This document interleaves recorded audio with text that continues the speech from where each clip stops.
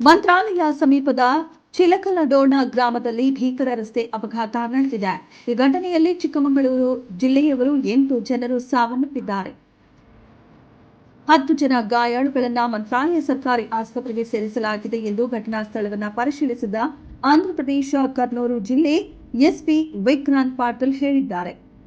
ಚಿಕ್ಕಮಗಳೂರಿನಿಂದ Bolero ವಾಹನದಲ್ಲಿ ಮಂತ್ರಾಲಯದ ರಾಘವೇಂದ್ರ ಸ್ವಾಮಿ ದರ್ಶನಕ್ಕೆ ಬಂದಿದ್ರು ಎನ್ನಲಾಗಿದೆ. ಮಂತ್ರಾಲಯ ಸಮೀಪದ ಚಿಲಕಲದೋನ ಗ್ರಾಮದಲ್ಲಿ ಈ ಅಪಘಾತ ಸಂಭವಿಸಿದೆ.